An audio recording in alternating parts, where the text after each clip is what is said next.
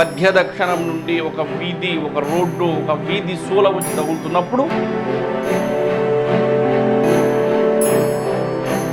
ఈ యొక్క దక్షిణానికి అధిపతి యమధర్మరాజు.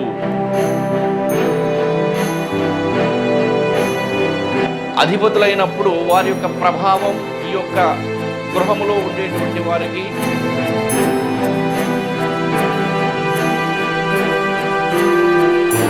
ఈ యొక్క మధ్య దక్షిణం వీధి పోటు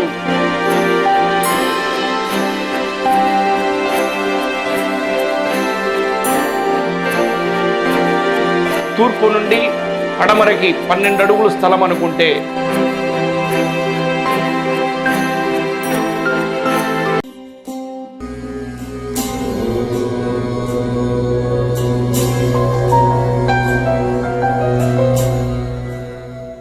శ్రీ గురుభ్యో నమః. హరి ఓం.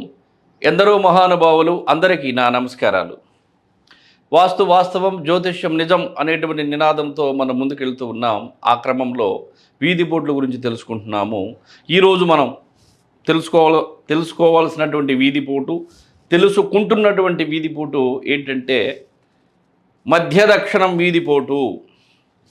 మధ్య దక్షిణం వీధి పోటు ఒక స్థలమునకు లేదా ఒక గృహమునకు లేదా ఒక వ్యాపార స్థలమునకు మధ్య దక్షిణం నుండి ఒక వీధి, ఒక రోడ్డు, ఒక వీధి సూల వచ్చి తగులుతున్నప్పుడు దాన్ని మధ్య దక్షిణం వీధి పోటు అంటారు. ఈ యొక్క దక్షిణానికి అధిపతి యమధర్మరాజు. యమాయ నమః. అష్టదిక్పాలకులకు సంబంధించి ఒక్కొక్క వీధి పోటుకి, ఒక్కొక్క దిక్కుకి ఎవరు అష్టదిక్పాలకులు అధిపతులై ఉన్నారు, అధిపతులైనప్పుడు వారి యొక్క ప్రభావం ఈ యొక్క గృహములో ఉండేటువంటి వారికి ఎంత తగులుతుంది అనేటువంటిది కూడా వాస్తు శాస్త్రం ప్రకారం తెలుసుకోవాల్సినటువంటి విషయం అందరికీ ఉంది.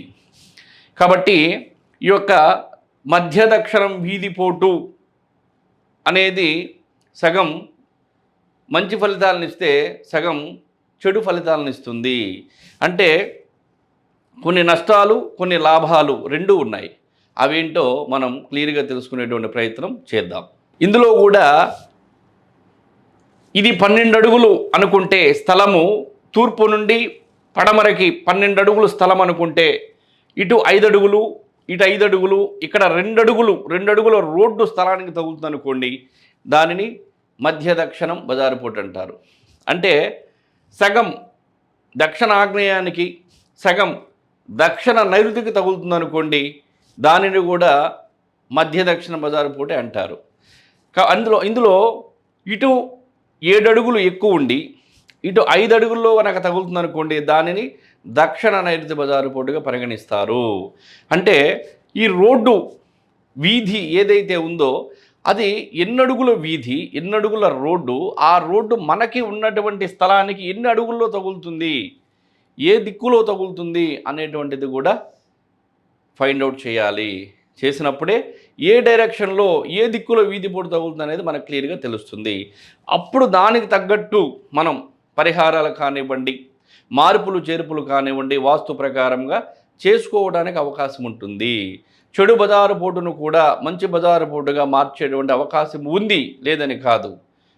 ఈ యొక్క దక్షిణం మధ్య వీధి పోటు కనుక తగులుతుంటే ఆకస్మిక మరణాలు, దారిద్ర్య దేవత, ఇంటిలో నివసిస్తున్నటువంటి వారు బయటికి వెళ్ళిన వాళ్ళు మరలా తిరిగి వస్తారా రారా అనేటువంటి అభద్రతాభావం, ధనం నిలవకపోవటం, ధన నష్టం, వాహన నష్టం, ఆయుక్షీణం. అంటే ఆయుష్ ఉంటుంది కానీ ఈ యొక్క వీధి పోటు గనక తగులుతున్నప్పుడు అర్ధాయుష్యుతోటి మరణించడానికి అవకాశం ఉంటుంది. కాబట్టి మధ్య దక్షిణ బజారు పోటు కూడా మంచిది కాదు.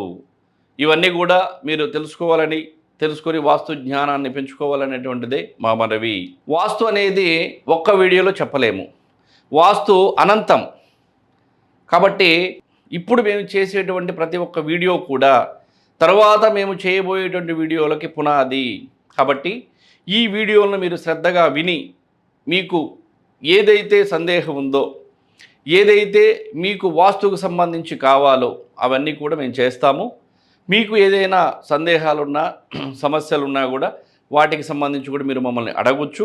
ఖచ్చితంగా కూడా మేము వాటికి సమాధానం చెప్తాము. ఈ యొక్క ఇప్పుడు చేసేటువంటి ప్రతి ఒక్క వీడియోలు మేము తర్వాత చేయబోయేటువంటి వీడియోలకు పునాది. ఇవి దృష్టిలో పెట్టుకొని ఒక్క వీడియోలోని మేము అన్నీ చెప్పలేము, చెప్పటము సాధ్యము కాదు. ప్రతి ఒక్క వీడియోను కూడా క్షుణ్ణంగా చెప్పడానికి మా ప్రయత్నం మేము చేస్తున్నాము. దయచేసి అర్థం చేసుకోండి. సర్వే జన సుఖినో భవంతు.